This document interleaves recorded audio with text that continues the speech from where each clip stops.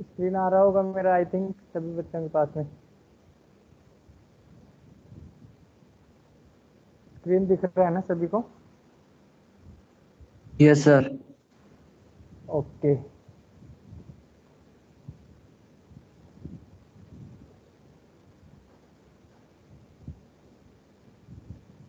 हाँ, तो last class में अपन ने देखा था कि फिल्टर कैसे करते हैं सीरीज ऑब्जेक्ट से वैल्यूज को। इसमें आपको कोई डाउट नहीं होना चाहिए। फिल्टरिंग में सिंपली अपन कंडीशन लगाते हैं, जैसे सीरीज ऑब्जेक्ट का नाम लिखते हैं, ठीक है, और उसके बाद में सीरीज ऑब्जेक्ट का नाम दोबारा से, फिर यहाँ पे condition greater than less than equal to whatever the condition might be, और यहाँ पे वैल्यू। तो इस तरीके से अपन सीरीज ऑब्जेक्ट के अंदर कोई भी डेटा को अपन फिल्टर कर सकते हैं डिपेंडिंग ऑन दी कंडीशन, ठीक है। उसके बाद में अब अपन देखते हैं नेक्स्ट टॉपिक जो अपना है, वो है सीरीज ऑब्जेक्ट के अंदर वैल्यूज को अपन सॉर्ट कैसे कर सकते हैं, sorting in the series object, ठीक है। सॉर्ट करने का मतलब होता है असेंडिंग डिसेंडिंग ऑर्डर में अरेंज करना, ठीक है। सॉर्टिंग का मतलब होता है arrange the data elements in values को असेंडिंग या फिर डिसेंडिंग ऑर्डर में अरेंज करना, इसको क्या बोलते हैं अपन? सॉर्टिंग बोलते हैं, ठीक है। जैसे असेंडिंग ऑर्डर में अरेंज करेंगे तो इसका क्या मतलब है, कोई बता सकता है क्या? जो सर्कल में मैंने बनाया है इसको असेंडिंग ऑर्डर में अपन अरेंज करेंगे तो इसका क्या मतलब है, क्या होगा आउटपुट में? सर सर छोटे से बड़ा जाएगा। असेंडिंग का मतलब सर छोटा से बड़ा हो जाएगा। तो क्या होना चाहिए, क्या वैल्यू आनी चाहिए असेंडिंग ऑर्डर सर करेंगे तो? 113,579। हाँ, 13579 आनी चाहिए। और यदि इसी को अपन डिसेंडिंग ऑर्डर में करेंगे तो क्या तो वैल्यू आनी उल्टा चाहिए? आएगा सर। तो उल्टा आएगा, 9 मतलब 7 बड़ी वैल्यू 5 3 पहले 1। आएगी और फिर बाद में छोटी वैल्यू। फिर यस सर। 9 7 5 3 1, very good. तो इसको बोलते हैं असेंडिंग डिसेंडिंग ऑर्डर में अरेंज करना। तो ये काम आप खुद नहीं करना है, ये काम करने के लिए आपके पास में एक फंक्शन होता है सीरीज ऑब्जेक्ट का, सिर्फ सॉर्ट अंडरस्कोर वैल्यूज।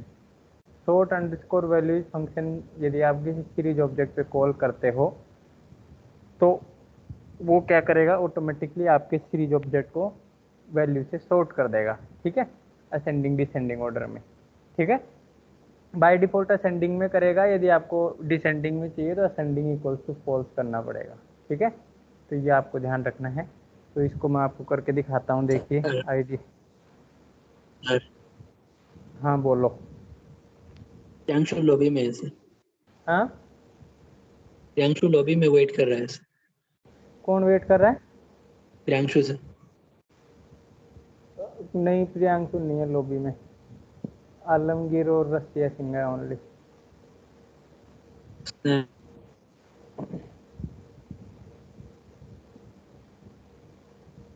हाँ अब आया है, ठीक है। तो ये अपना असेंडिंग डिसेंडिंग ऑर्डर में अरेंज करना हो गया। अब अपन देखते हैं ये सीरीज ऑब्जेक्ट बनाते हैं और इसके ऊपर मैं आपको करके दिखाता हूँ। तो सीरीज ऑब्जेक्ट बनाने के लिए सभी को पता है इंपोर्ट पांडाज एचपीडी करना है, और उसके बाद में फिर सीरीज ऑब्जेक्ट बनाना है। तो अपन कैसे बनाएंगे series object? SCR, series object का नाम कुछ भी लिख सकते हो, इट डजेंट मैटर, ठीक है। आप SCR भी लिख सकते हो, S भी लिख सकते हो, ठीक है। तो आपको जो अच्छा लगे वो आप लोग लिख सकते हो। मैं जनरली SCR लिखता हूँ क्योंकि वो सीरीज ऑब्जेक्ट के लिए SCR सही लगता है मेरे को, ठीक है। तो आप S भी लिख सकते हो, ज़रूरी नहीं है SCR ही लिखो। जैसे आपके बोर्ड एग्जाम के सैम्पल पेपर में S1 S2 था, तो ऐसे कुछ भी हो सकता है, नाम इट डजेंट मैटर, ठीक है। अब जैसे मैं एस बना देता हूँ, नाम तो एस हो जाएगा सीरीज। और फिर यहाँ पे कोई भी वैल्यू ले लीजिए, जैसे एग्जांपल के लिए अपन यही लेते हैं 759, ठीक है, अनसॉर्टेड है ये। इंडेक्स आप चाहो तो दो, चाहो तो मत दो, इट डजेंट मैटर, ठीक है। जैसे ए बी, मैं इसलिए देता हूँ ताकि आपको दोनों तरीके याद रहें, इंडेक्स कैसे दिया जाता है, वरना आप लोगों को पता ही नहीं चलेगा, भूल जाओगे। इंडेक्स नहीं दूंगा तो क्या आएगा बाय डिफॉल्ट इंडेक्स? 0 से आएगा। हाँ, 0 से आएगा। तो A3 B1 C7 D5 और 9। अब इसको मान लो मेरे को असेंडिंग ऑर्डर में सॉर्ट करना है, ठीक है। तो मेरे को ज़्यादा कोई मेहनत करने की जरूरत नहीं है, S dot sort underscore values कर दूंगा मैं। S underscore sort underscore value लिख के एंटर कर दिए। देखिए असेंडिंग ऑर्डर में ऑटोमेटिकली सॉर्ट हो गया, आपको कुछ करने की जरूरत नहीं है, ठीक है। समझ में आई बात? सॉर्ट अंडरस्कोर वैल्यूज आपको याद रखना है, ये ऑटोमेटिकली वैल्यूज को सॉर्ट कर देता है। छोटी वैल्यू पहले आएगी और बड़ी वाली वैल्यू बाद में आएगी, इसमें आपको सर कुछ वैल्यूज करने की के जरूरत बाद नहीं फर्स्ट ब्रैकेट देना ही पड़ेगा। है। ये तो देना ही पड़ेगा, इसका कोई इलाज नहीं है, ये तो देना ही पड़ेगा, ये सिंटैक्स है। Yes sir. हाँ, ये फंक्शन को कॉल, लास्ट ईयर मैंने आपको फंक्शन पढ़ाए थे क्लास 11 में, तो फंक्शन को कॉल करने के लिए ये लगाना पड़ता है। तो अब लास्ट ईयर का पता है तो आप लोगों को इसमें दिक्कत नहीं आएगी, वरना इसको याद कर लो। लास्ट ईयर का पता है कि फंक्शन कैसे कॉल करते हैं, तो आप लोगों को ये आसानी से पता होगा पहले से ही। अब देखिए नेक्स्ट है अपना, अब ये तो हो गया असेंडिंग, बाय डिफॉल्ट या असेंडिंग ऑर्डर में सॉर्ट करता है। यदि आपको इसको डिसेंडिंग ऑर्डर में करना है तो आप क्या करेंगे, S dot sort underscore values और फिर यहाँ पे ascending equals to false, ascending equals to false लिख देंगे तो ये आपको डिसेंडिंग ऑर्डर में सॉर्ट कर देगा।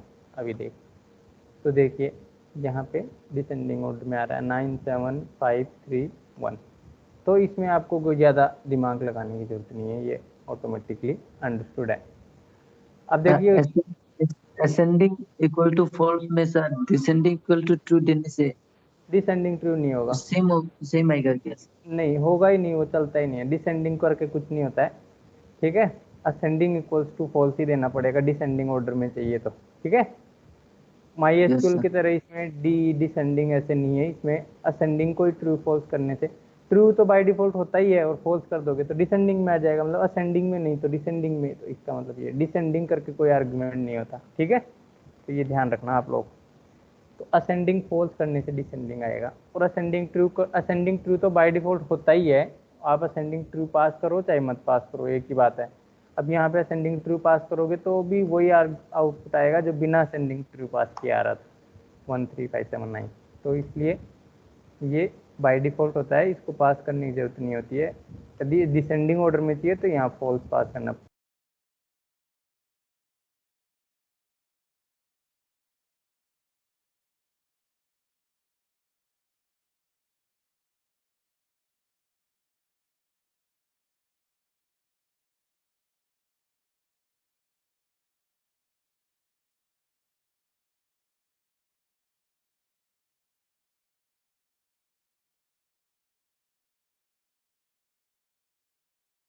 सर आपका साउंड नहीं आ रहा है सर।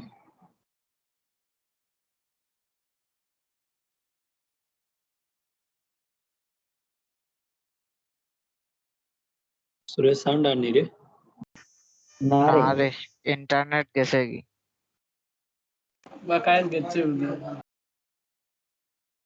तो नानी कैसे? ए नानी खाइया अकाउंट आई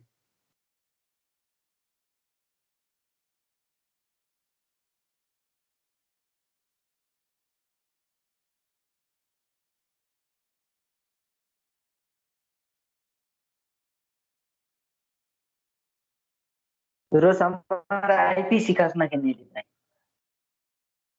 वही बता इसको आज शिकाई हो जा चैतम के नहीं बेटा फोन शिखाते बार इता ना बेटा कौन ते আমি কই সবের কোনো শিকার মোড নাই বুঝে সে যেগুর শিকার ওগো আও না কে আটকাইছে तुम बेटा टॉपर बेटा है क्यों ना, काम नहीं है। ওই ওই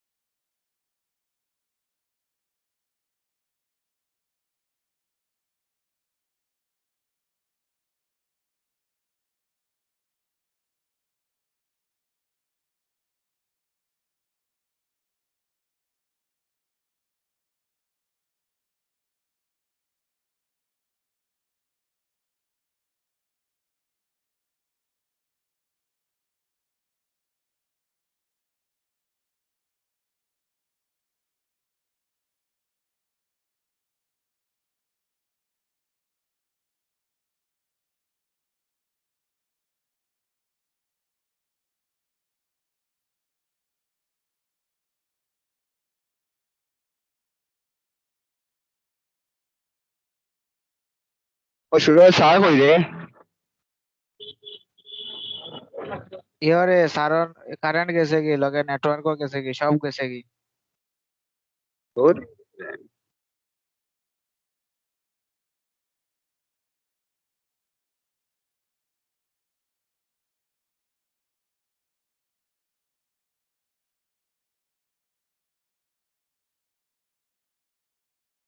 हेलो, आवाज आ रही है मेरी? Yes sir. Yes sir. हाँ, वो इंटरनेट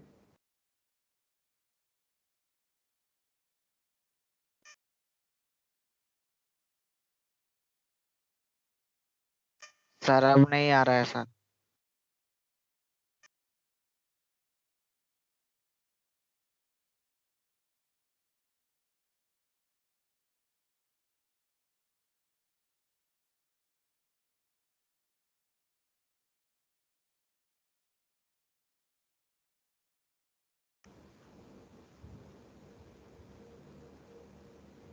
हेलो,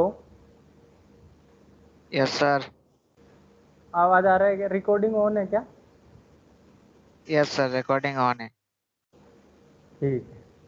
और मेरी स्क्रीन भी दिख रही है क्या? नो सर स्क्रीन नहीं दिख रहा है। अच्छा ठीक है, अभी दिख जाएगा। अब आया है तो सर। ओके ओके,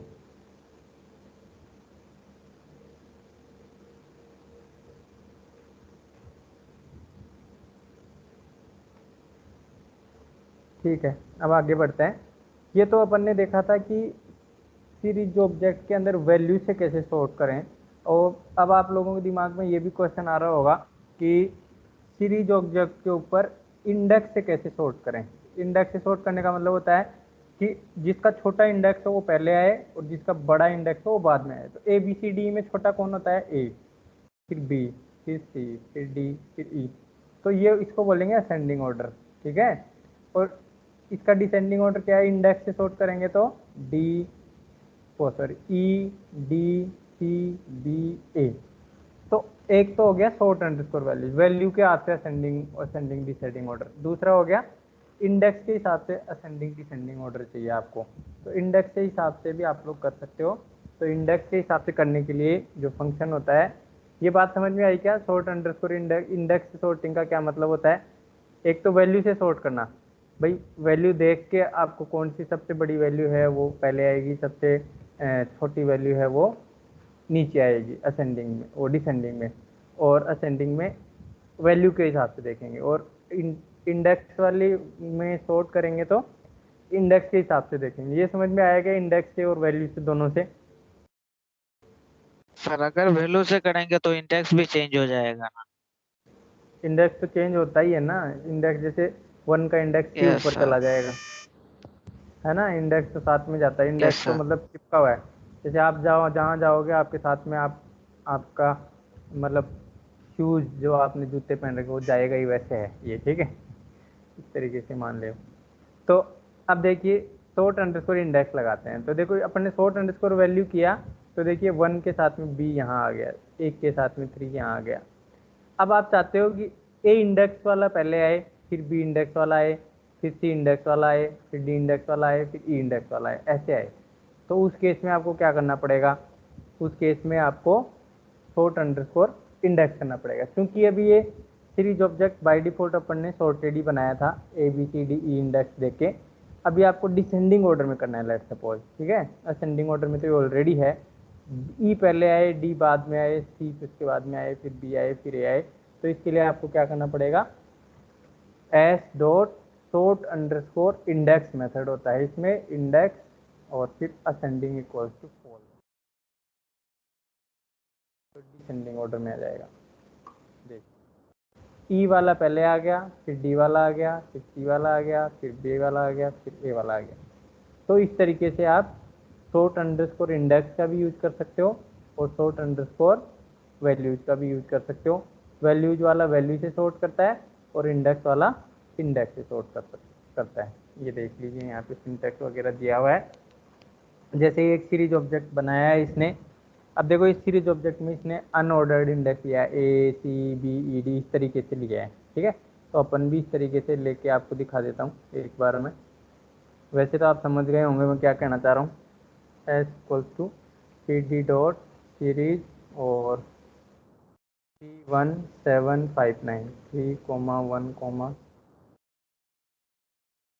और फिर यहाँ पे इंडेक्स इक्वल्स टू आपको ये देना है ACBED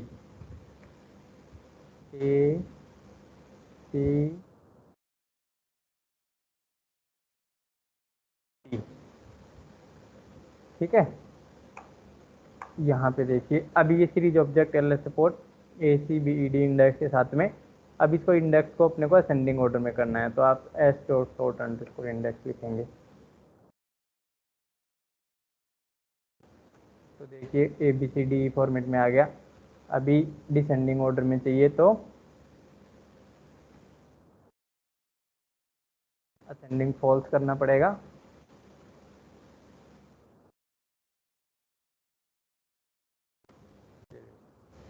वैल्यू से सॉर्ट करना है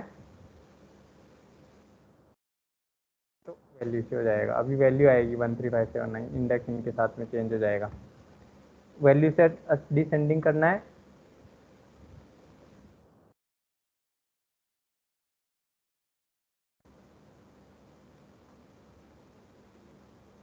ये, ठीक है। तो इस तरीके से आप चारों तरीके याद रख लेना, असेंडिंग डिसेंडिंग से कैसे आप इसको कर सकते हो। अब अपन आगे चलते हैं और देखते हैं री इंडेक्सिंग। ये तो था असेंडिंग डिसेंडिंग ऑर्डर में आपको अरेंज करना। आप असेंडिंग डिसेंडिंग ऑर्डर में अरेंज नहीं करके आप अपने हिसाब से नया ऑर्डर बनाना चाहते हो, ठीक है, इंडेक्स से, ठीक है। जैसे इस इंडेक्स इसके अंदर ACBED इंडेक्स आ रहा है, ठीक है, लेकिन आप चाहते हो कि BACDE इंडेक्स आए, इस तरीके से आए। तो ये न तो ये सॉर्ट अंडरस्कोर वैल्यू से भी नहीं हो सकता, सॉर्ट अंडरस्कोर इंडेक्स से भी नहीं हो सकता, क्योंकि इंडेक्सिंग भी सॉर्ट नहीं है, इंडेक्स भी एक सीक्वेंस नहीं है, क्योंकि B के बाद में A आ गया, फिर C आ गया, D आ गया, तो न असेंडिंग है न डिसेंडिंग है, न वैल्यू से सॉर्ट हो सकता है। तो इस केस में आपको जब सिचुएशन आ जाती है कि नहीं असेंडिंग ऑर्डर से सॉर्ट हो सकता है, न डिसेंडिंग, न इंडेक्स से, न डाटा से, तब आपको री इंडेक्स करना पड़ता है। मैन्युअली आपको बताना पड़ता है कि ये पहले आए, ये बाद में आए, ये इसके बाद में आए। तो इसके लिए जो फंक्शन होता है वो री इंडेक्स फंक्शन होता है। री इंडेक्स फंक्शन से आप बता सकते हो कि आपको किस ऑर्डर में चाहिए, B चाहिए पहले, फिर A चाहिए, फिर C चाहिए, फिर D चाहिए, फिर E चाहिए। इस तरीके से आपको ऑर्डर बताना पड़ेगा। ये ऑर्डर बताने से आपका नया सीरीज ऑब्जेक्ट बन जाएगा और वो सीरीज ऑब्जेक्ट के अंदर इंडेक्सिंग इस अकॉर्डिंग हो जाएगी।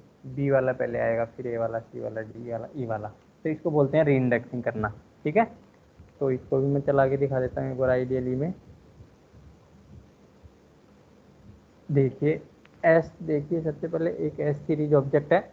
अब जैसे इसमें मेरे को चाहिए सबसे पहले B चाहिए, फिर क्या चाहिए मेरे को, लेट सपोज A चाहिए, फिर C चाहिए, फिर D चाहिए, E चाहिए। तो मैं क्या करूँगा, S डॉट री इंडेक्स और फिर इसमें नया इंडेक्स री इंडेक्सिंग का ऑर्डर पास करूँगा। B चाहिए, फिर A चाहिए, फिर C चाहिए, फिर D चाहिए, फिर यहाँ पे ये इस तरीके से।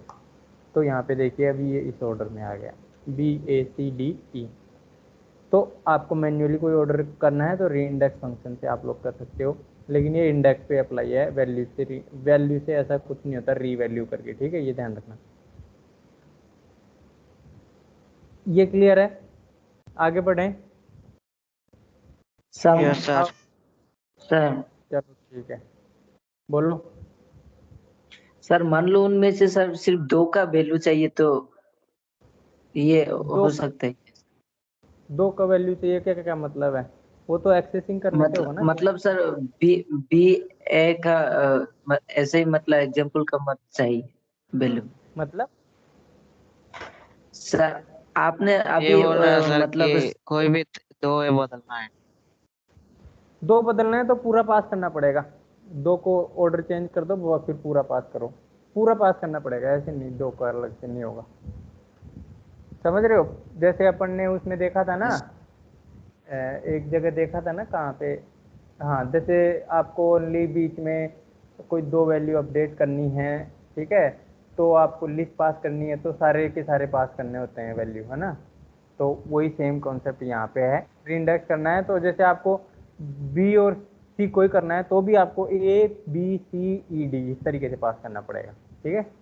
वो शॉर्टकट नहीं चलेगा इसमें। ओके, अब देखिए नेक्स्ट है dropping entries from the series object. Dropping entries from the series object का क्या मतलब होता है कि सीरीज ऑब्जेक्ट से आपको यदि कोई डेटा डिलीट करना है तो उसके वो बोलते हैं ड्रॉप करना, ठीक है। तो आप सीरीज ऑब्जेक्ट से डेटा डिलीट भी कर सकते हो, ठीक है। जैसे आपको ये एक सीरीज ऑब्जेक्ट है, इसमें से बी वाला जो डेटा है वो डिलीट करना है तो आप ड्रॉप करके बी लिख देंगे इसमें, ठीक है। तो देखिए ये है, ये आसान आसान चीज़ें हैं, ये इनमें ज़्यादा एक्सप्लेनेशन की ज़रूरत नहीं है। ड्रॉप, फिर यहाँ पे जैसे मेरे को बी को सी को ड्रॉप करना है तो सी पास कर दूंगा तो सी ड्रॉप हो गया। देखिए ए बी ई डी आ रहा है ओनली। अब देखिए एक्चुअल में एस सीरीज ऑब्जेक्ट से डिलीट नहीं हुआ है, ध्यान रखना एस में ये अभी भी है। जब तक आप S equals to S dot drop नहीं लगा देते तब तक ओरिजिनल सीरीज ऑब्जेक्ट से डिलीट नहीं होगा। ये डिलीट होने के बाद में नया सीरीज ऑब्जेक्ट बता देता है, ठीक है। तो ये आप लोग ध्यान रखना है।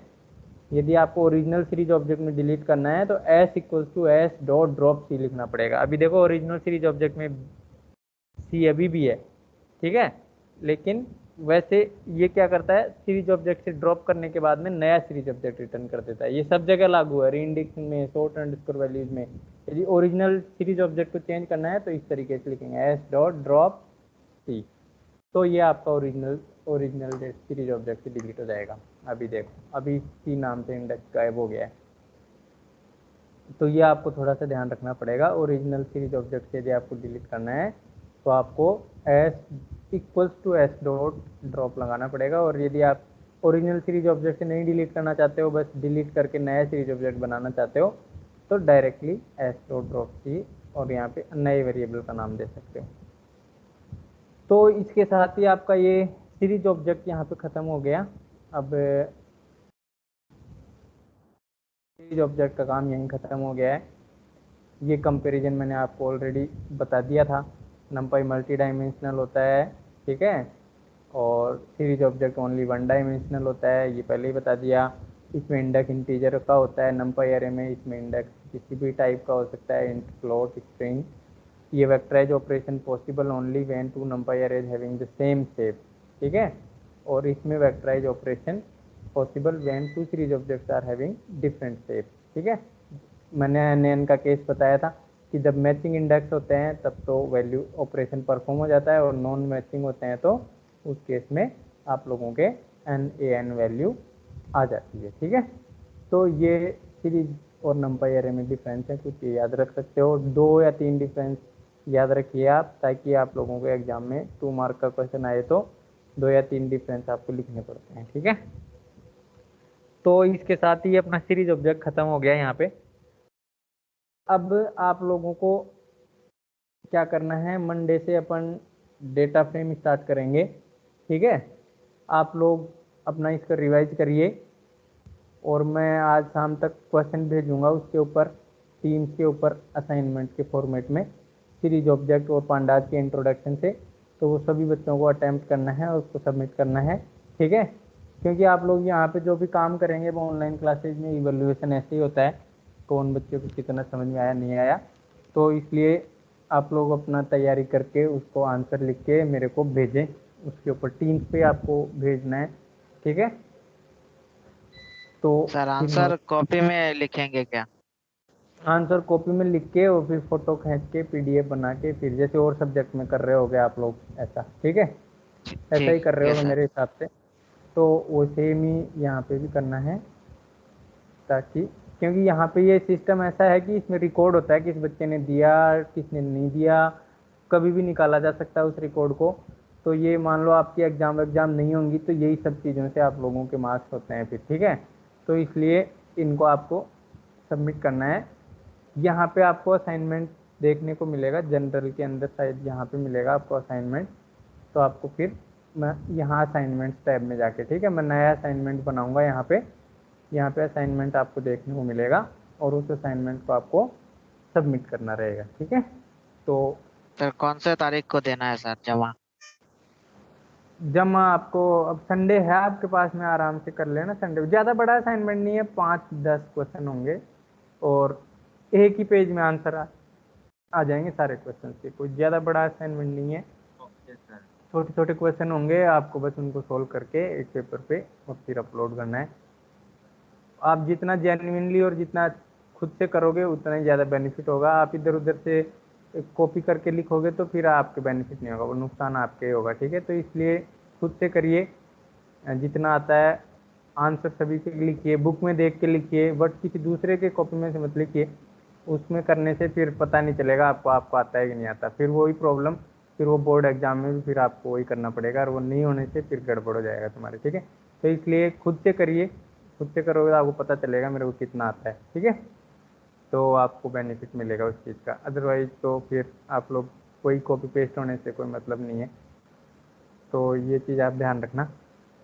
ऑफलाइन एग्जाम होने से आपके ये बेनिफिट मिलेगा यदि आपने खुद से प्रैक्टिस करके किया होगा। तो ऑनलाइन होने से तो आप लोग को दिक्कत नहीं आती इतनी, लेकिन ऑफलाइन होने से होगा, ठीक है। तो इसलिए मान के चलिए कि ऑफलाइन के हिसाब से तैयारी कर रहे हैं अपन, क्योंकि एग्ज़ाम तो कैसे भी हो सकता है, ऑनलाइन भी ऑफलाइन भी, ठीक है। तो ये चीज़ आपको ध्यान रखनी है। यहाँ पे फिर आपको ग्रेड दिख जाएगा, उसमें मार्क्स दे दूंगा, 10 मार्क्स का होगा तो कितने मार्क्स आपके आए हैं, ठीक है।